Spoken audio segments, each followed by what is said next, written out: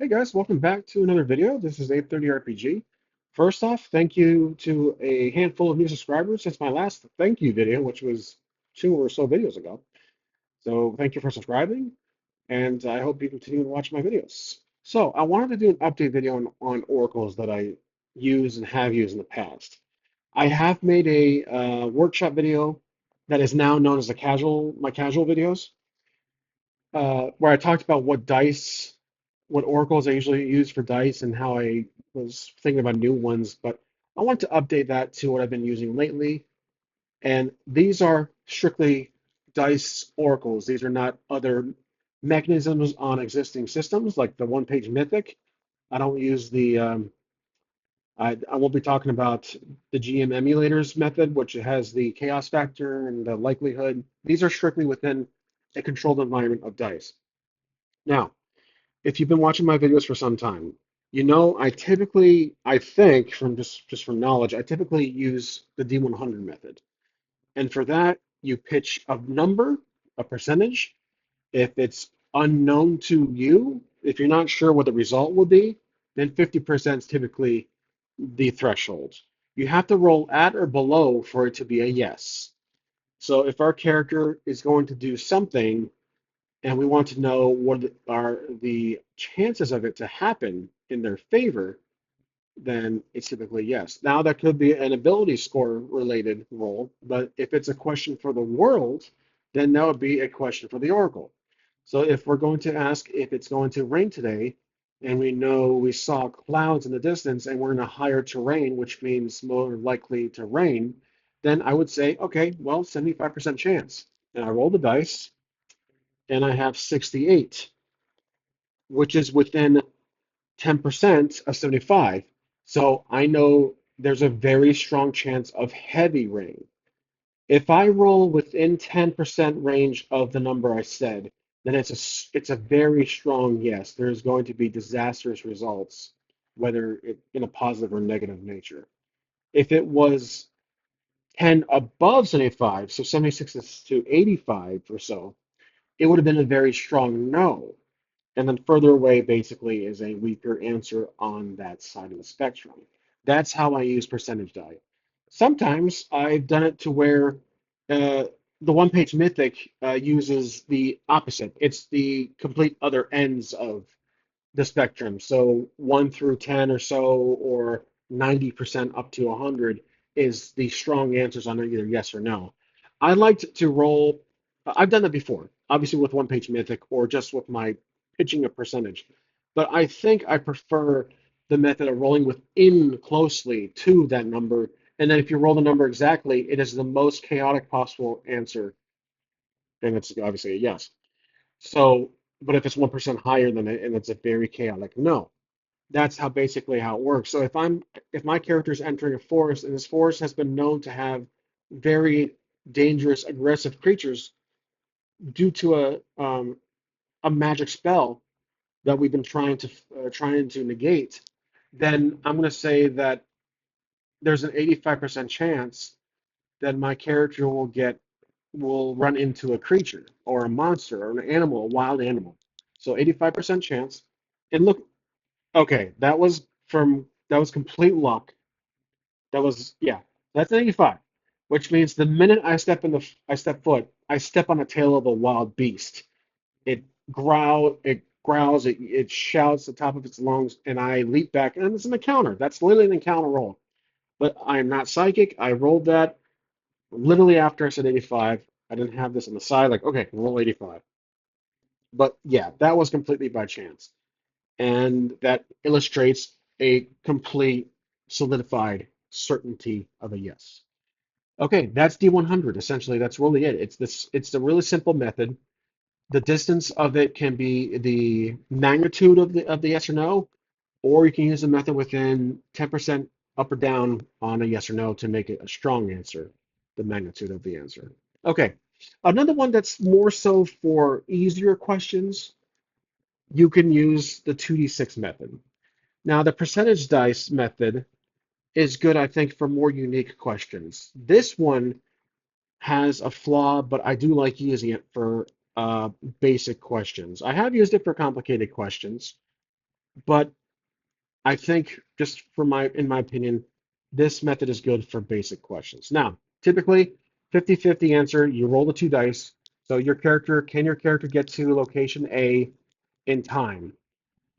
Okay, it's an equal roll. This is the flaw.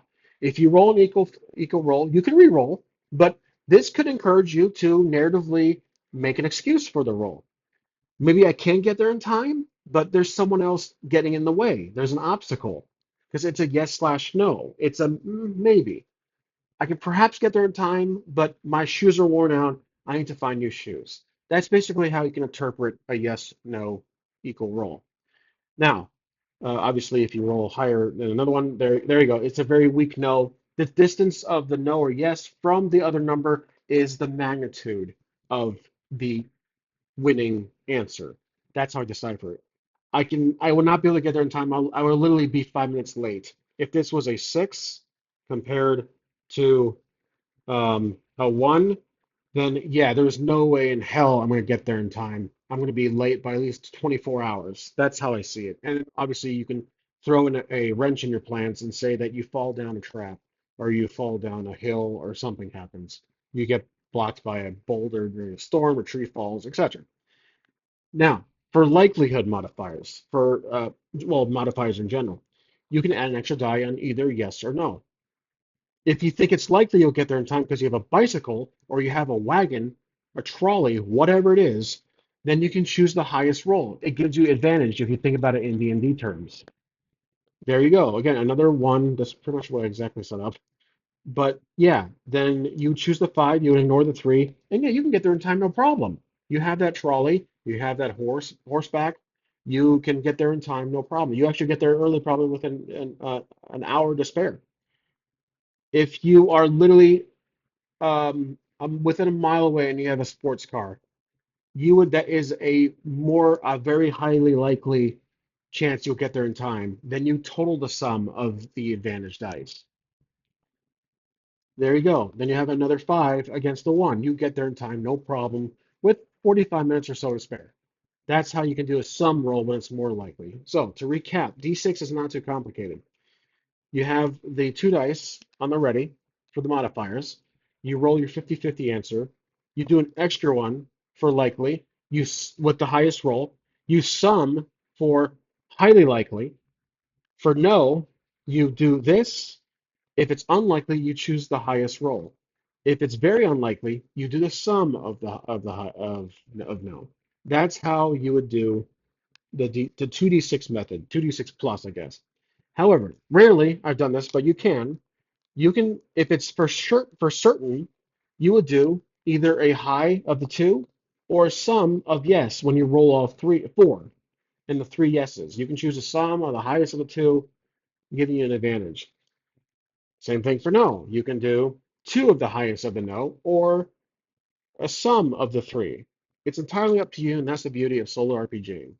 You can choose however you want to roll the dice. Okay, those are the two main systems I use outside of one-page solo engine, um, the D100 methods, the D6 methods. I haven't really used oracles for D4s or D12s, D8s, not necessarily. That's really the only dice I use. Now, my much older method when I first started these videos a year ago, or almost a year ago, was D20. When I was thinking about making my own oracle outside of ones I've seen on YouTube from other creators, uh, I was thinking about doing this D20 method, and this didn't have a modifier. I was rolling against the world, the environment. So it's literally Scott Pilgrim against the world in this one. Or what's it called? Scott Pilgrim versus the world. You roll the dice. The blue is yes, as usual. Red is no, and you roll. Now, D20, there's a much larger range, and of course, I roll equal fours. Let's try it again. I want to give an example where it's either yes or no. Okay, 14 no, 10 yes. I'm sorry, 10 no, 14 yes, which means it's a weak yes. The distance between the two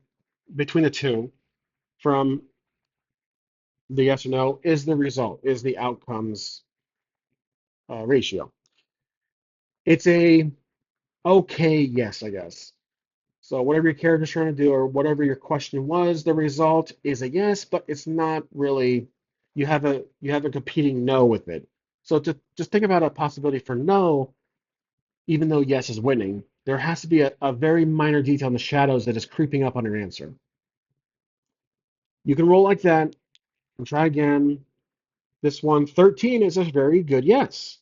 5 is a weak no. It's a very standard low no. So this for sure is your outcome. This is a good yes. It's indeed it's a good yes. Not very good yes. Very good yes is 15 and higher. That's how you can perceive this. Now, when I was doing this dice method, I would then include a modifier. I would have a preset number. So I'll take these two dice out of the board, out of the roller here, the tray, and I would think, okay, what are the chances with a d6? I would say, what are the chances of this question to be a yes?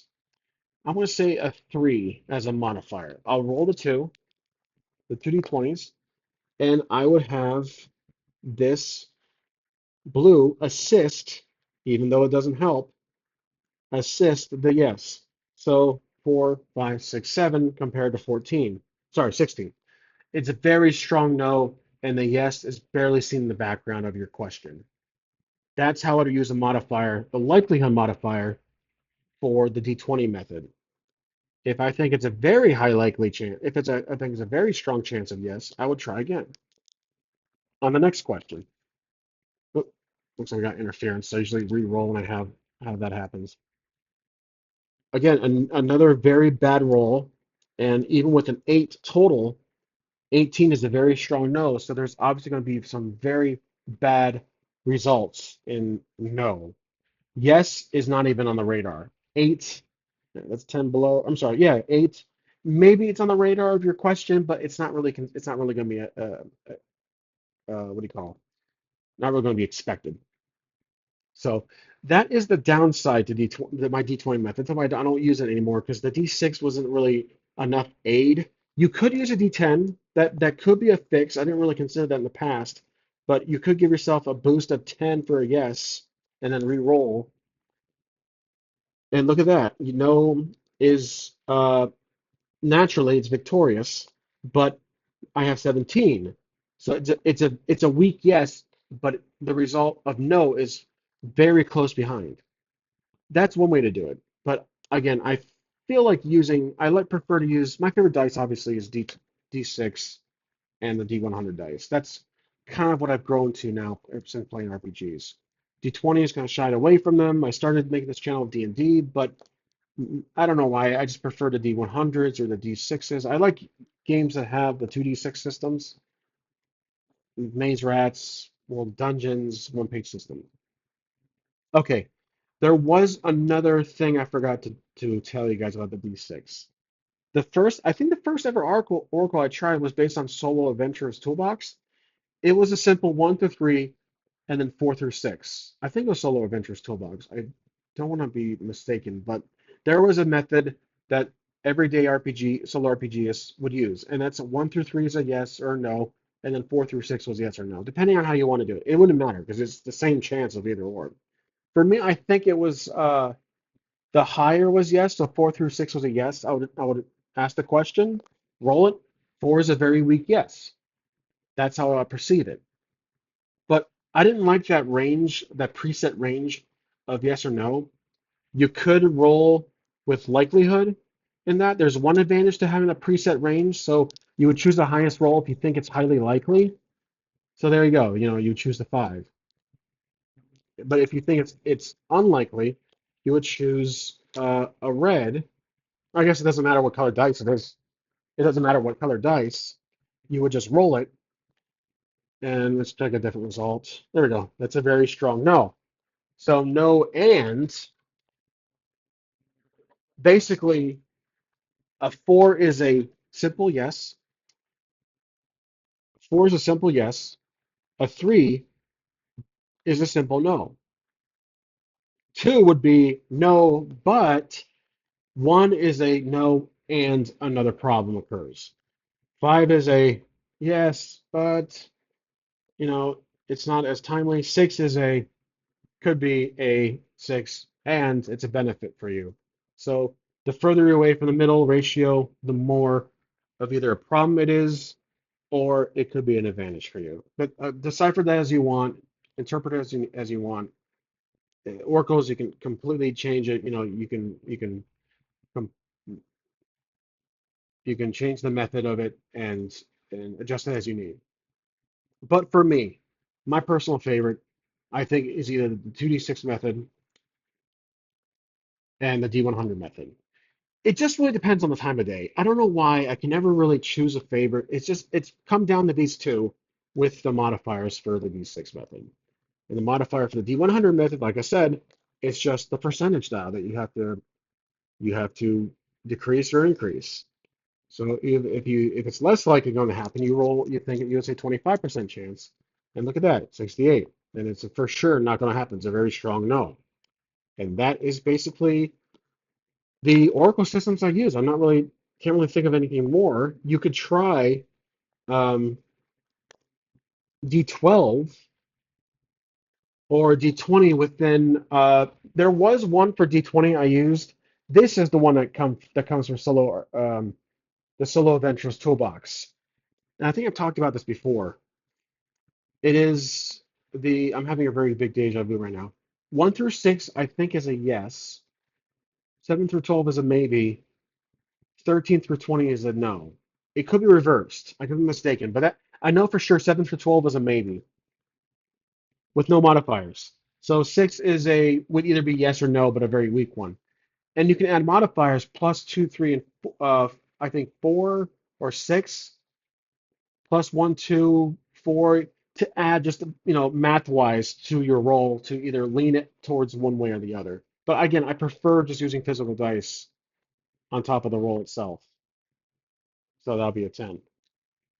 But in any event, I hope you guys liked these ideas. These are Oracle methods I use. Again, typically the D100 method or the 2d6 plus method. I shied away from the D20 method. I just don't not really have been a fan of D20s for some reason. But I couldn't really think of anything with D4s. D4 has been. I know it's a very common dice. Obviously, all these are common dice. I am not a fan of D4s. I just don't like rolling them. I don't know why. That's just how I am. I could do it, it could do D6 and just do 1 and 2 is 1, 3 and 4 is 2, etc. You can basically spread that out as you want. Um, but I don't actually think that'll work. 1 and 2 would be 1, then 2 and 3 would be 2, 4 and 5 would be, well, so it might not even work. But with D4s, it's such a smaller window, you would probably get more redundancy like that. But again, it's up to you. I'm gonna stop blabbering because I don't want to be like creating new oracles on top of what I have. Um, I was expecting to modify an oracle, but to be honest, I'm happy with either the 2d6 or the D100 oracle. So I hope this video was helpful to you guys. I kind of blabbering on. It's not this is not really a scripted one as usual, but I just want to get this out there. Feel free to share below what you guys use for your oracles and solo play. I'll be happy to read them, and I hope you enjoy this video, and I'll catch you guys next time on 830 RPG. Thanks for watching.